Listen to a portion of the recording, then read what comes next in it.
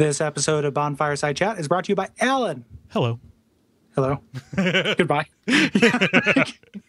Alan, thank you for supporting our Patreon campaign. Yeah. Alan kicks us a certain amount of money per month, and he gets some cool stuff in return and helps us do a lot more with the network than we otherwise would be able to. Yeah, and he also gets to feel good about supporting his buddies Gary and Kole. Yeah. Yeah, like we're just dudes. We spend a lot of time on the network. Mm-hmm. Yeah, it's, if you want to support us, we're not here to make you feel bad if you don't. Right. But if you do, no one's going to look down on you. No, I'm not gonna bite the nickel you give me. It's cool. Yeah, I trust you. Yeah, and even a nickel, it's okay. Whatever is feasible for you. Yeah, what we're saying is, Alan, will you be the godfather of our children? Yes. So, yeah. We know this is sudden, and we know you can't directly respond. Yes. But you know also, Kole and I are adopting a kid for the network. So, Duckfeed.tv is the name of it. The path to corporate personhood is really weird. Yeah, exactly. You have to raise a person from birth, raise a corporation from birth, from a zygote. They gave us a hatching clutch in the mail when we applied for the patent. Just to sprinkle nutrient flakes on top of it until it...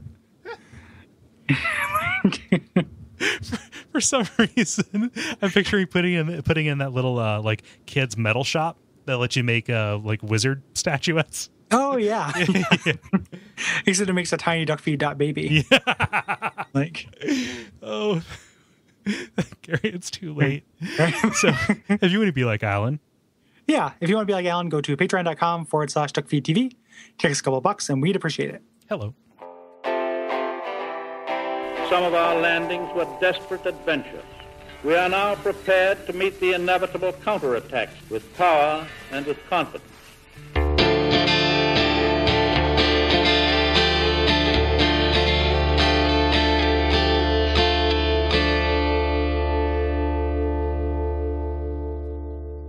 My name is Gary Butterfield. My name is Kole Ross.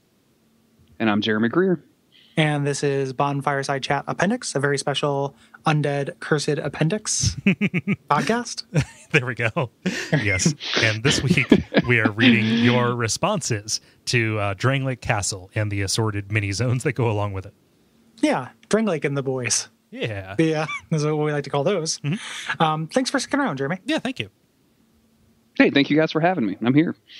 Yeah, no problem. And we're here for you, buddy. We have a little bit of follow-up from last time. Yeah. We're going to go ahead and read that. I'll get started here with Eric. Eric says via contact, you can hear when people ring the bells in both belfries. There are also great places to use a cracked red-eye orb and kill great invaders. Yeah, that was something we said. We made a claim like, oh boy, it would be really cool if the bells rang. I think that's really just a matter of my own experience coloring my, coloring the facts. I had never heard the bells ring. So, yeah. I think it'd be super cool if the bells actually did anything at all. Like, it's neat that they ring. Like, that's great. But like, if they sent home an invader, so it was a cat and mouse situation, but like, it just not doing anything is kind of lame. Mm-hmm. Yeah. You have to make it your own fun. Like, you just have to be like, I'm going to see how many times I can ring this against. Exactly. Yeah. Mm-hmm. It's the hug button. Yeah. Yeah. So what is it you've got for us, Jeremy? I guess the first one came in from an email to the Dark Souls Haters blog, and we'll set this up real quick first, just so people know about it. So Jeremy, before he came on, he threw something on the Dark Souls Haters blog that he's got some DLC to give away, and wanted to get people fresh as hate. Yeah, if you people send in questions, and we're going to pick one randomly that we find that our favorite, and whatever your platform of choice and whichever DLC pack you want, they'll get in touch with me, and we'll figure out how that happens. The first one comes in from Duncan, which I can only assume is a very serious question that he thought about a lot, which says, "Dear Dark Souls haters, does Lord Gwyn frown upon my Solaire Sigmire / fiction?" So we're already setting the bar very high for quality email. Yeah. Thank you, Duncan. I would only assume that yes, he does frown on it. He doesn't. He's not a big fan of Solaire. Like he has no son. Like I imagine he's pretty indifferent to it. Like just Solaire does whatever he wants. I have no son. Yeah, that's my guess. So you don't think Gwen's looking on like the website, like looking for like /fic, and he's like, "Oh man, fucking Solarian! Why are these people so excited about this guy?" He probably has it as a list of block. A better question is, do I look down on you for your Solarian /fiction? And the answer is yes. Categorically yes, my friend. I think that Gwen is more wistful. I think that even though he's distant from his son, he's just happy that he's happy. Yeah. Just, he's happy that he found love, even if it's onion love. the best kind of love. Onion love. Onion love. Oh, we. Oh, thank you, Duncan. Yeah, thank you. What else do we got, Jeremy? Oh, I can go through more. I didn't know if you guys wanted to. Let's see. The next question is from Siego, Siegio on Tumblr. And he or she says, my question to the Drangleic episode, and I hope I'm not too late with this, is the following. The Dragon Rider Twin Blade says the following: demands great skill of its wielder and thus serve to test the worthiness of those who aspire to join the Dragon Riders. Does this mean that only novice Dragon Riders use this weapon? And to go even further with that line of thought, does that mean that we only fight experienced Dragon Riders? Yeah, because we don't see one using the Twin Blade, right? Like I don't think we ever see it. Yeah. Mm-hmm. Do we see any NPCs who use a Twin Blade of any kind? Cycling through my catalog, I can't. NPCs, I don't know. There are enemies that do. Yeah. NPCs, I don't know. Yeah. I'm trying to think. I don't think I've seen like any of the Black Phantom. I don't know. I don't remember. Yeah, that's an interesting idea though. Like you have to go through your Twin Blade period before you graduate to bow or halberd. Yeah. Yeah, it's like training in double gravity. Yeah. Yeah. Yeah. Because twin blades do kind of suck. Like in the base game right now. Like I have not had good success with them, even though they're very fun to use. Mm-hmm. They do not do enough damage. Yeah. Yeah, you kind of have to connect on most hits, which is really difficult with the way the rolling system works. So. Yeah, for sure. Yeah. Yeah, so my answer is it seems plausible. What's next, Jeremy? The next one is from Anonymous, who clearly did not understand that they could win something by sending in questions. And it says, top 5 favorite pieces of hate mail for top 5 favorite pieces of hate mail. And the Tumblr kind of sucks for this, so I could only really pull up 2, but I thought 2 would be a good examples. And Gary, I'll email both of these to you so you can include them in the show notes if you want to. Yeah. One is from a very large submitter. She sends tons of stuff to me all the time. And it's 2 messages from the same guy. And the first one just says geek. And the second message just says 4 eyes. And from a guy who's very used to hearing a lot of bad language, that was it's a huge breath of fresh air. It's cute. Yeah, this guy got bullying and cyberbullying mixed up. Yeah.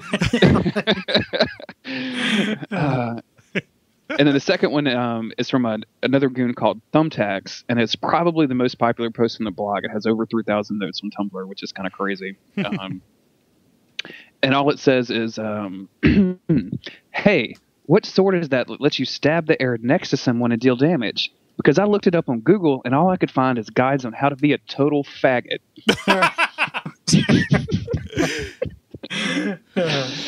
I kind of want to read those guides. And just as a disclaimer, I don't use language like this in my real life. I was just reading it, but quoting. Those 2 are my favorite pieces of hate mail. Those are 2 wildly different ends of the spectrum. Well, I figured they'd be good examples, right? Yeah. That's what I like about them. And then the next one is a good question for you guys. Just Trice, who has submitted a bunch of hate mail to me, says, what was your absolute worst PvP experience or the most hilarious? You'd think that'd be a good one for us. But then you realize that neither of us have dived deep into PvP, at least in Dark Souls 2 yet. Right. Is that true also of you, Cole? Yeah, I really haven't done it. Like, even incidental PvP that just kind of is foisted upon me never really happens because that isn't a thing in this game. Yeah, so like we're gonna concentrate on that at some point down the road. But in general, I think probably my favorite one was getting summoned by the Mirror Knight. So I did a little bit of that, and that was really fun, just because it was so unique. And I stomped the guy who was playing because it's it was my new game plus like Hexer character. And it just super novel to fight along with a boss. Yeah. I can't really name any off the top of my head. I had a really long and protracted fight in Anne Orlando that ended with a guy he was way over leveled or way over geared for me, accidentally falling off the platform. That's always satisfying. Right before he did his last blow, but that is neither novel nor about this game. So, yeah. I think I'm sure I told this in the PvP episode, but the Anne Orlando fight I got into with the guy who had the hacked weapon who turned Solaire into a statue. Mm-hmm.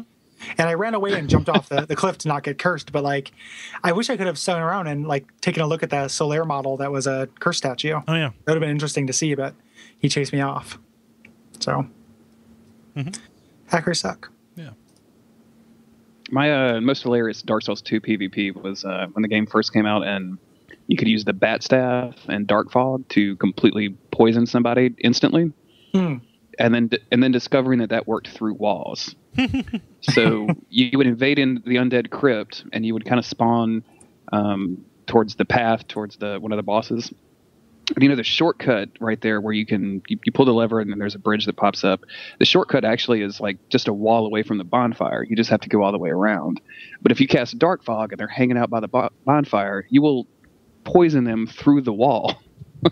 So by the time you cast dark fog, walk all the way around, half of their life is gone and they're scrambling trying to figure out what to do.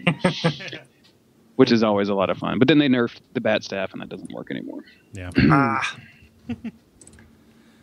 And I think that's all I've got for questions. So I'll let you guys kind of take it over from there. Well, thank you very much. Yeah, thanks everybody who participated. Yes, thank you. Thank you, Dark Souls haters. Thanks, haters. Haters. Pikachu just followed Duckfeed.tv.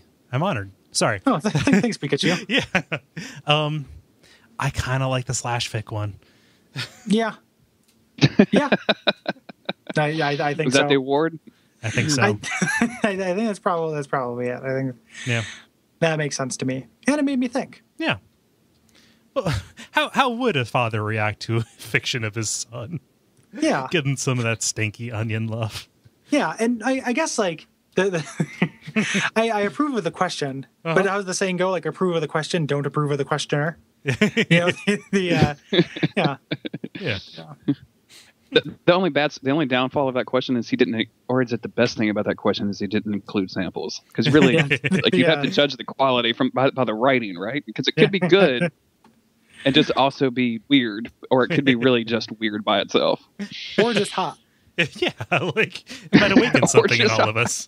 Yeah, he's either done us a great favor or a great disservice. Yeah, we'll never know, and that's why it's so intriguing. Yeah. Well, thanks, everybody. Thank you. All right. Do you want to get us started with Emily Kole? Yes. So, about Drangleic Castle, Emily writes in via Facebook saying, Drangleic Castle was definitely a highlight on my first run. The castle itself loomed imposingly over the long slog up to the front door, and the enemies ramped up the difficulty curve significantly. But my favorite part of the whole area was the section with the dart-spitting mass and the cursed portrait. I've become accustomed to Souls games establishing lore and setting through the use of hidden clues, subtle imagery, and thematic hints. But there is nothing subtle about this. We are literally being bombarded from all sides by imagery of a poison-spitting female mask, followed up immediately by a giant creepy floor-to-ceiling, humanity-sucking portrait of Nishandra that occupies half of the screen. Both of these things seem totally out of place and stand out from the otherwise drab and undecorated surroundings like a sore thumb. It was such a jarring contrast to the way Souls games normally portray their lore that I laughed out loud and then promptly died of poison damage. Worth it. I wonder if there's a connection between the poison-spitting mass in Drangleic and the poison-spitting statues in the gutter. Both of these things make me wonder who made them and why. Yeah. And Pikachu followed me. Mm-hmm. Thank you, Pikachu. Thanks for the live updates. Hopefully I get followed by Pikachu soon. Yeah. Hopefully, maybe I'll be followed by Pikachu. When we were talking about how... Wait, Pikachu just sent me a picture of his dick. Is that normal? Pikachu keeps trying to get me to fuck him in the ear. And he wants to be a gamer now. When we were talking about how weird that room was, it's not so much I think that the thematic and kind of symbolic, having a feminine mask spitting poison makes sense. It's more why does the castle have a spitting mask room? Yeah. as a, come standard. Mm-hmm. I think it's more what we were talking about, how weird that is. Yeah. But it's definitely, hinting at Nashandra's naughty bits and how she needs to behave. Well, baby. behave. Yeah. Yeah. So, Pharos would be the likeliest person, either him or Aldea, and this is not Pharos' MO. He isn't helping the downtrodden here. Yeah. Yeah. Yeah. Something I didn't point out, but totally makes sense, given how much we talked about the decoration around the castle. Nashandra's stained glass surrounding her, completely out of place. Yeah. Mm-hmm. Very incongruous. Yeah. Yeah. Jeremy, do you want to read Dylan? Yeah. Sure. Dylan via Facebook says, I think Drangleic does a glorious job of evoking the single-mindedness of being hollow. When I tore open the doors of Castle Drangleic, I was ready to commit regicide. After leaving the barren throne room, I scoured the castle, delving into its basements and climbing its towers, looking for a king to kill. Little did I know that Drangleic was only the door to some sort of crazy Passato di Borgo meets Wonderland rabbit hole royal escape route guarded by one of the Dark Souls' coolest and most deafening boss fights ever. Yeah. Mm-hmm. That dude has a gift for prose. I'd like that. Yeah. Thank you, Dylan. Also, I'm very happy you invoked the Passato di Borgo because I totally would have forgotten to do that. No. Mm-hmm. Yeah. And just so everybody who's maybe wondering, Pikachu has followed me. Okay, cool. So just so we know that everybody, our national nightmare is over. Yeah. We're all being followed by a cute Pikachu, like in Pokemon Yellow. Yeah. Love it. So thank you very much. Mandy says via Facebook, I play Dark Souls mostly for PvP, but I'm usually a nice guy when I invade, waving at my victim and giving him time to prepare unless he has friends ready to kill me. However, the Looking Glass Knight boss provides such a perfect avenue for griefing that even nice people like me can't resist. The moment I saw a video of someone invading the boss room to do nothing but cast healing spells on the boss, I immediately hopped on my dedicated rank 2 Sentinel Faith build to try it out. I can't say I had consistent success, but the plan was pretty simple. Kill the summoned help with Wrath of the Gods or straight up melee, then hug the boss and cast healing miracles on it. The host disconnected on me almost every time I accomplished this, and it's one of the most satisfying things I've ever accomplished in the game's multiplayer.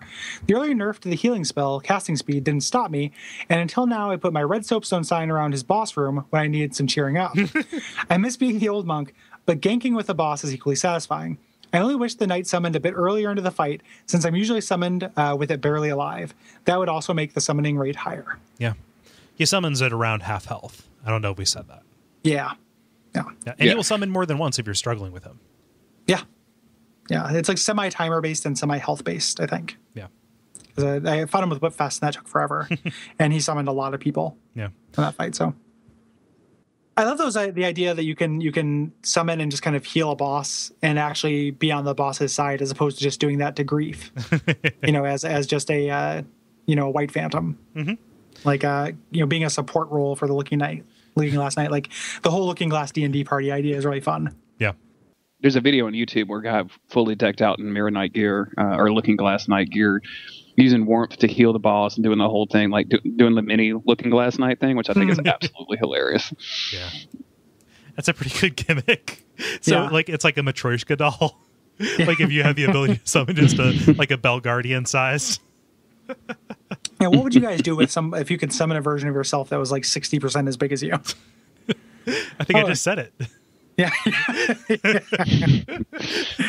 I guess I would Go ahead. Pretend to be a dad? I really don't know. I don't know what the answer to that would be. That'd be a little weird. I would do a shot-for-shot remake of Lord of the Rings and just have the perspective on lock. So... That's pretty good. Max says via contact, Drangleic Castle is a bit of an odd one for me. The atmosphere as you climb the hill is great. Rain, thunder, and lightning. Dark path carved into rock. It does happen to make a repeat demonstration of just how cheesy the range/AI pathing is on Dark Souls 2, though, given the Royal Swordsman with crossbows can track a moving target with pinpoint accuracy. Once you get inside... well, in my opinion, it doesn't hold a candle to Anor Londo from Dark Souls 1, which is arguably the comparable zone. Anor Londo had a sense of grandeur, towering scale, and ancient power. Drangleic Castle just feels cramped, really. Its layout is eclectic and feels bodged together. The atmosphere doesn't seem to convey much, to me at least. It's cramped, it's a bit of a chore to navigate, it's arguably quite short, and those Ruin Guardians, man, that whole room with the Stone Soldiers and the Guardians was a pain in the backside, and not in the Dark Souls, this will challenge you for your rewards kind of way. More in the we were feeling spiteful when we made this one, have fun kind of way. On the whole, I think Drangleic Castle was, for me, a disappointment. It didn't capitalize on the atmosphere, it was cramped and narrow in a needless way, and its layout is just odd. There were very few unique enemies. Dragon Riders, as a first boss, seemed like a random shoo-in.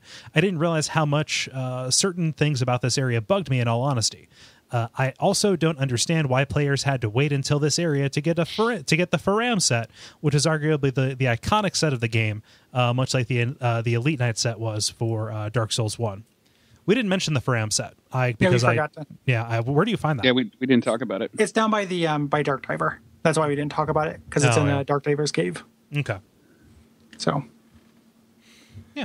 So you can cosplay as the cover if you get that. I think all of those are valid concerns to a certain extent. I mean, I raised my qualms about at least the outside and the atmosphere, being there but not really paying off. Yeah. Like I agree on some points of that. Some of the stuff did not bother me quite as much. But, and like I think it did a good job. Like when we talk about atmosphere and Souls things, like it maybe didn't have the kind of the same sense as Anne Orlando, which is obviously a very high watermark, but like the that kind of creeping forward with your shield up thing that we were talking about in that hall with the Crouched Stone Warriors. Like I had that experience at several points. Yeah. Like a feeling of kind of dread going through, which I also associate with Souls and worked really well for me in this area. But some of the layout stuff does piss me off. I pretty much agree with everything the guys said, except for the part about the Ruin Gardens and the Stone Sentinels, the Stone Soldiers and the Guardians.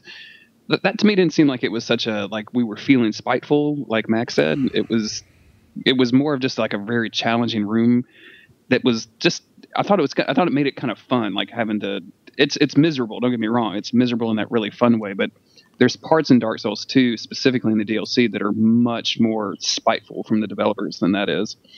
But everything else, I kind of agreed with what he said. Yeah.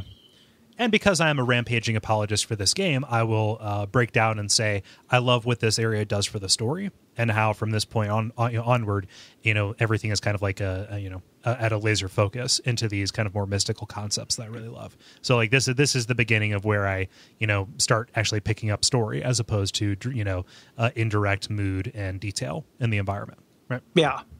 Yeah, it is a mixed bag, but on the whole, I still I like all my children. Yeah. So. Yeah. Whose turn is this? I believe it is Jeremy's. Jeremy, we want to read what Rob has to say? Rob via contact says, "This place was my breaking point where I realized I couldn't carry my trusty fire longsword with me the whole game. Sure, I could run through, but for how long? That's when I changed. I went from a jack of all trades to a giant hammer-wielding powerhouse. I didn't regret it because this place really throws a lot of situations where you get gangbanged by armored enemies. Sure, it felt good to wipe them all out, but I couldn't shake the feeling that the game was forcing me to be a brute." Yeah, that's like a common complaint about Dark Souls 2 is that like there are areas where kind of one build is so heavily favored over another. And some points I think it is fair, and some points I think it's kind of exaggerated. I'm not necessarily saying that Rob is necessarily exaggerating here, but one of the, Vadi did a thing on the new DLC, and he had a point where he's like, you have to be a ranged character for this section. And I just went through it with Whipfest, and Whipfest doesn't have any ranged weapons. And it's not like you don't really have to. Like you can bait people out and draw them back into safer areas and stuff. Like I haven't run into an area where I feel like I have to play a certain way, except with like the closest thing to that being the Shrine of Amana, which like that is the area where I felt like, and the Souls have never really done that before. Like it doesn't bother me. Like I've come to be okay with Shrine of Amana. But that is the only area I had that strong feeling like, oh, the game is making me play a certain way. Yeah. I said that like I was going to keep talking, but that was the end of the sentence. Yeah. I don't know, like any of these stories about needing to, God, I'm going to say this word, but I hate it, pivot from one build to another. I think that, that is definitely facilitated by the Soul Vessel. And I'm almost wondering if they put those in as a concession that like, hey, maybe these, wrinkles are going to, to hit, and you're going to make discoveries about the way you want to play as you go through, which feels like a kindness. Right. Like, I mean, it should be like, whenever I think about that as a thing, I think about the fact that Lobos beat this game with the ladle. Like and no shield, like just a ladle, two-handing a ladle the entire time. Like any of these parts you can get through. It just whether and Souls have always had like an optimal build for an area. Like there's always like the best build for something. So it's never making you do a thing. Right. So I think it's also not just the soul vessel, but the fact that there's the concept of soul memory now. There's literally no reason you shouldn't level up as high as you ever need to. Like in Dark Souls 1, I don't think I ever went above 120 except for, I don't know, when the dragon head glitch was a thing, and I went to like level 800 or something just to see what it was like. But Dark Souls 2, I'm at soul level 190 now because why not? Like it doesn't matter. Like it doesn't. I want to use this stat. Okay, well, I give myself 10 more points in dexterity because soul level doesn't mean anything. So I think they kind of took that concept and applied it to a lot of the areas of like, well, hey, you might need a bow, but you can just give yourself the stats to use a bow. It's not that hard. Like, it's not going to mean anything. You'll still be able to play it with other people. Yeah. Yeah. Have you found the soul memory problem, to be alleviated by the recent patches, or is it still very much the way they want to handle PvP in the game? It's kind of a bigger question. I have a lot of problems with the way that Dark Souls 2 handles PvP and the soul memory thing. I'm not a huge fan of soul memory, first off. The big issue, I think, is separating New Game and New Game Plus people, I think was a very bad idea. And I think all of this stuff was done in service of protecting these. And I think we talked about this very, very early on a PvP episode that I was on for Dark Souls 1 of these low soul level invasions where you're soul level 20 in the Undead Burg and you get invaded by a ganker who has whatever sword and he kills you immediately. I think they tried to prevent some of that stuff from happening, but they just made it a mess. I don't understand why, they could have just said, okay, if you're soul level 50 and below, then we're going to matchmake you based on soul memory. And then anything above that is just going to be basic soul level. That makes high level PvP kind of have to limit itself, and it makes low level PvP it balances in favor of the quote unquote newbies that I really don't believe exist. So recent patches, like I've been playing some PvP, and I don't want to be one of those very negative people about Dark Souls 2, but it hasn't grabbed me near as much as Dark Souls 1 has. A lot more weapon variety, a lot more spell variety, but the overall, like what ends up happening as a match between one versus one, I'm just not that big of a fan of, which is the reason my YouTube channel has been lagging. Like I just haven't had anything to put on YouTube because it's all boring. So, sorry, I didn't mean to go on a rant. I apologize. No, that's perfectly fine. You shouldn't be afraid to say anything because you are a PvP guy, right? So I don't want you to feel like anything is keeping you from saying what you feel about the PvP. Yeah. Mm-hmm. And we may come around, like, me and Kole are not PvP dudes. Like, we do it for the show in the interest of completeness, but that's never been our focus in the game. So, like, some of that stuff we might come around on it when we do that. And, we're just like different areas of the game come to light or get shade casted upon them depending on what you're using the game for. Yeah. So Kole and I, who are like more about kind of exploring this world and just kind of like seeing what the game has to offer and soaking up the environments and designs and stuff, are running into different, like, we still kind of have some problems with it, but they're not the same problems. So I guess, like, in the last episode when we were talking about the elevator and getting frustrated about people harping out about that wasn't PvP, but like, it's more like I'm willing to give fair consideration to the things that like people are frustrated by, but like, don't expect me to be frustrated by the same things that you are necessarily. Like, it's a valid opinion, and people who dislike elevator gate, like, that's valid too, but it just doesn't bother me. So we're not going to spend tons of time talking about it. Yeah. It's also a pretty silly thing to base your opinion on what has to be like a 60 to 100 hour game on, like the 20 seconds that you ride that elevator. Like, it's ridiculous. There's a whole lot more to that game besides the one elevator ride that's really, really good. Like, it's that argument has been done for me for a very long time, since about the day after it was released. I was done with that argument. Yeah. Yep. It's all about our experiences, and you know that is the shelter from which we say all these things, and also the entirety of the basis from which we speak. So yeah. Gary, I believe this is you. Yeah, this is Seth. Seth via Conic says, one of my best moments in Dark Souls 2 was in Drangleic Castle. All the leads up to it set the mood for this as an unsettling place. I inched through every hall until I got to the throne room. As I continued slowly into that room, I thought that surely something big was going to happen, and I did not want to get taken off guard. About halfway through the room, a white ghost of someone else playing appeared. As he was fighting his unseen-to-me enemy, he started rising to the ceiling like a rag doll. I stopped in my tracks, turned, and got the hell out of there. I didn't return to that room until I completely cleared the castle, only to find out that nothing was in there. I'm not to Drangleic Castle in New Game Plus due to the DLC coming out, but I hope when I do get there, something is crazy and awesome in that room. So that's great. That's very funny. You saw an internet stranger get poltergeisted. Yeah. Yeah. Have y'all seen the GIF going around of the White Phantom getting captured by the Demon of Song? Where he lifts it up and just slams him against the wall, and it's just the White Phantom, so you don't see anything else. But the White Phantom goes up into the air and is slammed against the floor several times and then dies. Yeah, very hilarious. Okay, who let Ermac in here?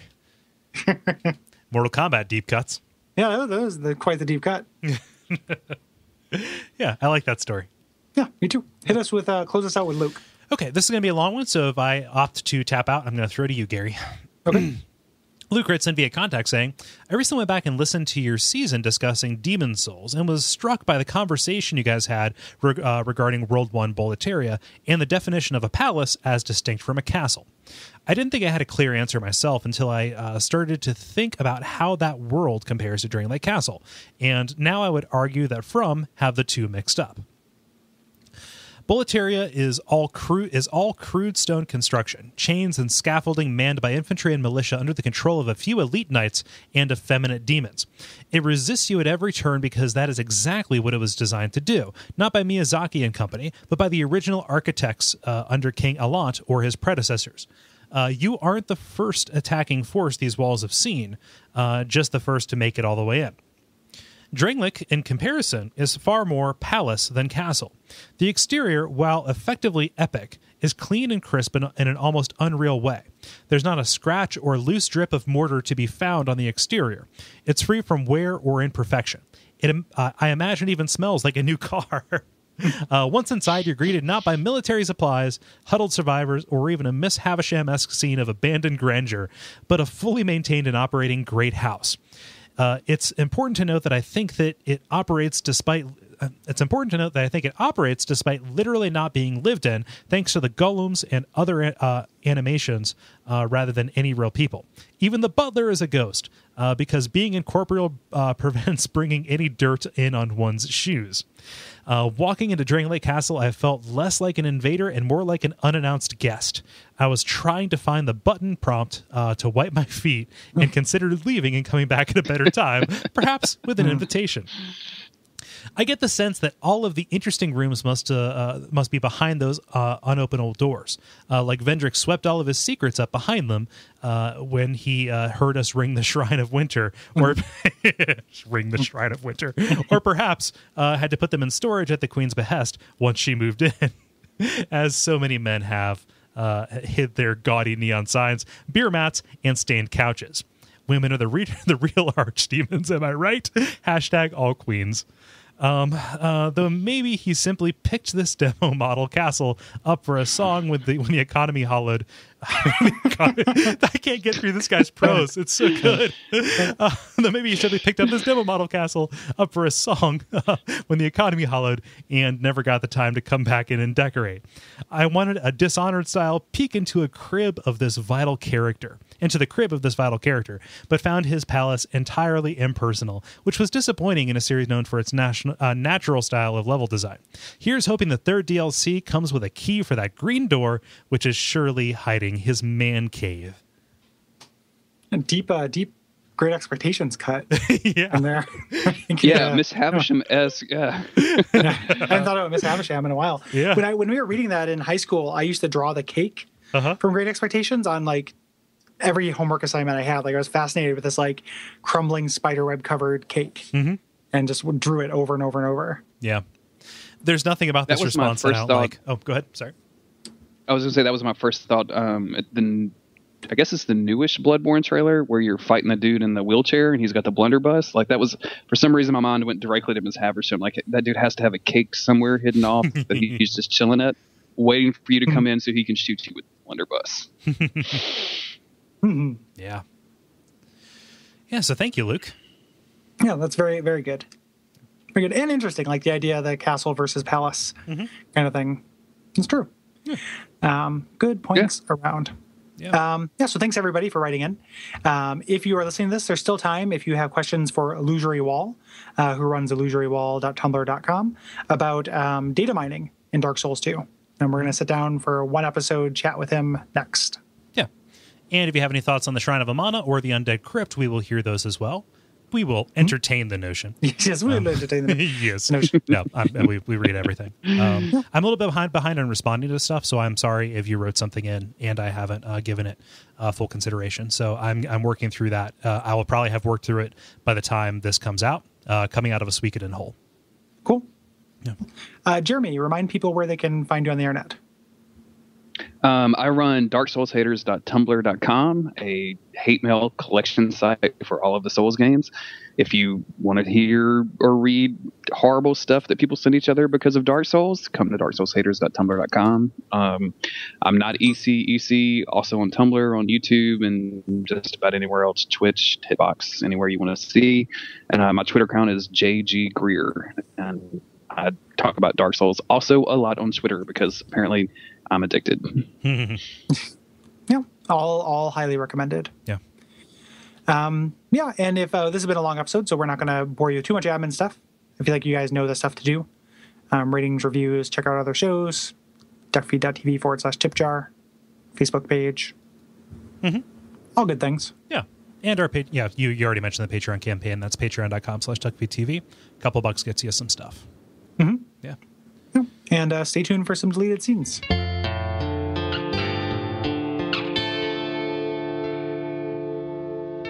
I'm driving home to Mansfield tomorrow, so I'll try to get a day ahead of you. Yeah. I will perk it up for the actual show, so don't worry. It's okay.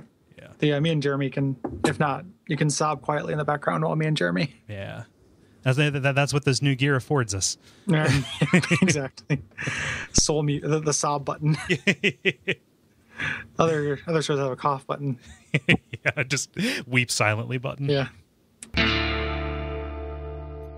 Hello. How are you guys? Doing just fine. How are you?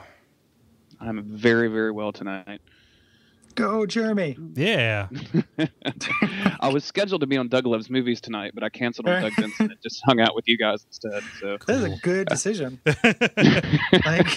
Yeah, you will not regret it, sir. This will be just as good for your career, I promise. So. Yeah, but you guys don't smoke as much weed as he does, so I'm already down at least one notch. Sounds like a fucking challenge to me. Yeah, it does. You ain't know me. Yeah, you don't know how much we chief. We baby's kids. Let me just roll this fat blunt and talk about some Drangleic Castle. Yeah, we're the chiefs. Have you considered the implications? Yeah. That's the motor bong. From a lore perspective, like, I don't think God is like an old man. I think that God could just be lights coming through the window from like a lore perspective. Have you ever noticed that a lot of Japanese games are fixated on the soul? Guys, can you slow down these jokes? I've been vaping for like an hour and I cannot keep up with the one-liners. Vape, stop.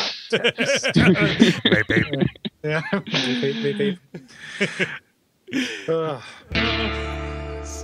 vape. I've been arguing with Twitter randos today about ladies and stuff. Are you engaging the randos? You might as well go on Doug Loves Movies if you're going to argue with Twitter randos. I mean, Jesus. What are you doing? The randos are engaging me. I guess I'm engaging the randos as well. It's everyone's fault. I'm just mad.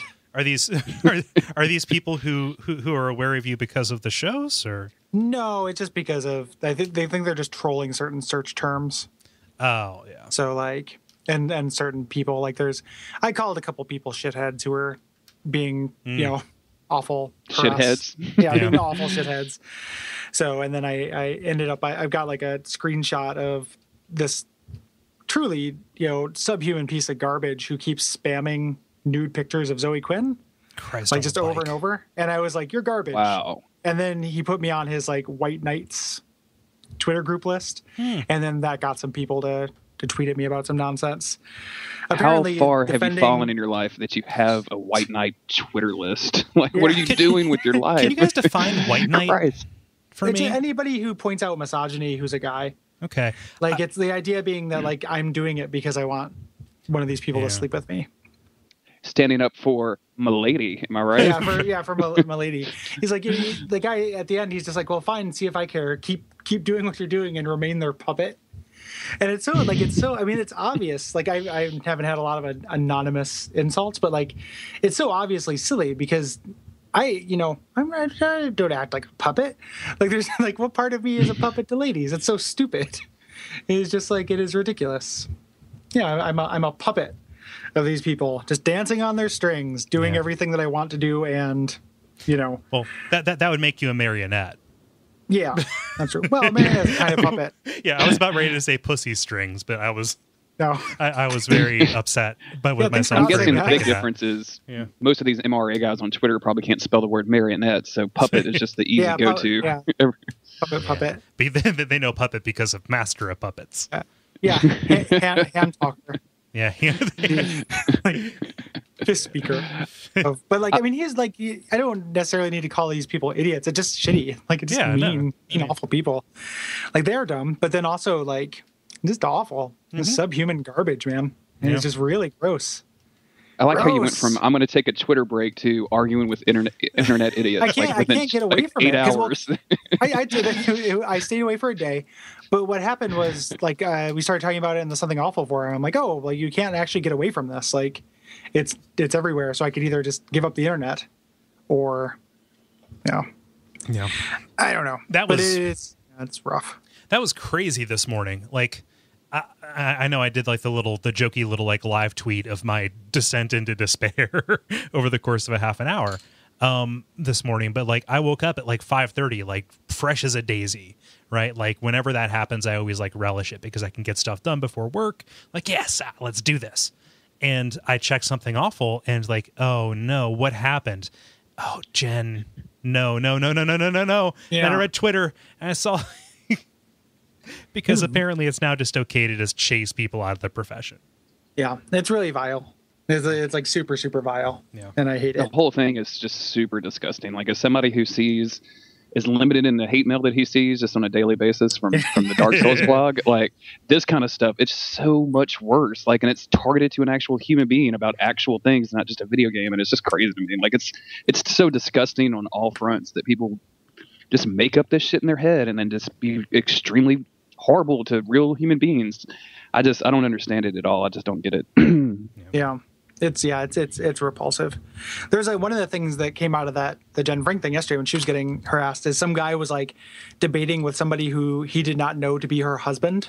And then it was like, what do you even know about like this person or something? Like, he's like, yeah, I'm my fucking husband. I was there when she wrote it, you asshole. And then the guy started apologizing and it was kind of great.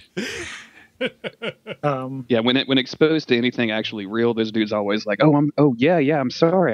I was just like, there's no actual meaning to any of their arguments whatsoever. It's just horrible. Yeah. So that's been grossing me out all day. Yeah. But my day has been fantastic. I played Dark Souls 2 and I played Diablo 3. So I'm doing great. Let's rock it. Let's go. All right. My name is Gary Butterfield. My name is Kole Ross. I'm Jeremy Greer. And this is Bonfireside Chat, a cursed favorite. Yeah. Oh God. How does this work, Gary? and as you hear, we are joined by. Okay, cool. Can we just take that again? Yep. Like, dude, I'm in a different county. Okay. It's okay. Sorry. Can you even imagine what Kole would be like if he's in a different county in Ohio? Like, what would the show be like Call-Wop instead of... I dare you to name 2 counties in Ohio right now. I dare you. Can you do it? Crumb Bunch. Crumb Bunch. Crumb Bunch and Call-Wop. Down there in Call-Wop County. All right. Okay, sorry. I'm really sorry. It's okay. All right. My name is Gary Butterfield. My name is Kole Ross. Jesus Christ. I'm Jeremy Greer. Let's try it one more time. You need a nap, buddy? I might. Okay, cool. Okay. I've got a couple of beers in the fridge if you want to trip down here, Cole, if that'd help you out. All right. Focus, Ross. Okay, I'm focusing. Like, what does it do when you see a situation like that? Like, it's kind of a weird situation. You just feel helpless seeing people spill that kind of filth at other people. And you can, I mean, like, the only thing you can do is call them out, which I'll do, but then that's the only thing you can do. You know, you can't do anything to stop them or help the people who are, like, getting shit on, you know? So, yeah, it's very frustrating. I felt very impotent. I'm back. For, like, a month. I'm impotent, Cole. That's what I was, okay, confessing to Jeremy. We were having some really deep conversations, and I was asking Gary about his future children. And yeah. I am not impotent. I just want everybody to know. Yeah. Sorry about that. I had a missed call from my mom. Oh, no worries. Everything okay? Yep. Cool. Yeah. No.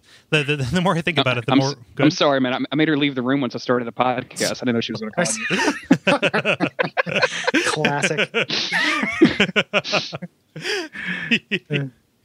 Yeah. So I think my rant on the last episode was indirectly just like not about the elevator in Iron Keep, and it was about this. Yeah. Yeah. I think I got into a Twitter fight with a guy about that too. And kind of like was just saying like we were kind of fed up with overwhelming negativity. Like I kind of tried to spell out that context with it. So, but some guy called us out. Every once in a while not every once in a while, it seems like moderately often I will get called out for things that you say. Oh yeah, on the show. Yeah, because people sometimes on the Something Awful board will be like, I still can't tell Gary and Cole apart. So every once in a while, someone will just be like, I can't believe you said this, and I'll just be like, no, I didn't say that. You know. So I don't know if and it's never like bad. It's not like, you know, I'm not embarrassed to be like, you know, it's never anything you said that's bad because we all participate in that conversation. But like he specifically was saying like, I can't believe that you said you wouldn't call yourself a fan of something. It's like, no, that wasn't my part. Like that was Cole's like part of that argument, you know? Yeah. It is funny. Oh, sorry you caught that. No, it's not a big deal. It was very civil. Like it was a remarkable, it wasn't really an argument. Yeah. It was a very civil discussion, but someone took umbrage with that. Yeah. Yeah.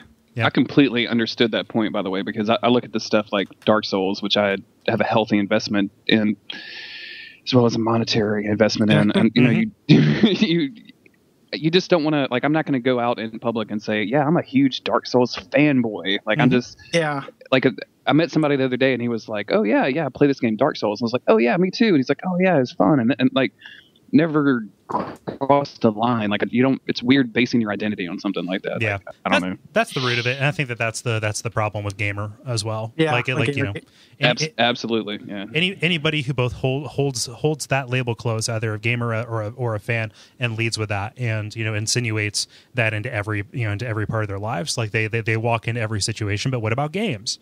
Yeah. You know, it's you know, it's only like one step away from My Little Pony.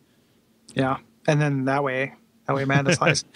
Just real quick, pro listen. Latest Lou Reed's Internet is about My Little Waifu. Yeah, that was more disturbing than Come On Food, actually. Yeah, it's pretty amazing.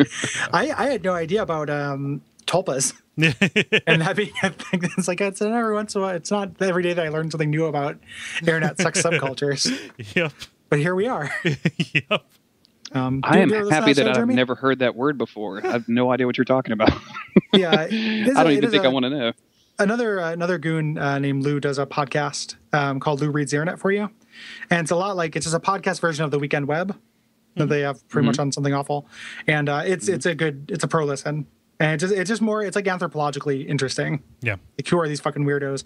But this time, you know, it was all about My Little Waifu, which are bronies who consider ponies to be their waifus. And it's just fascinating. Like it's disturbing, but also just like I had no fucking idea. Like I'm learning.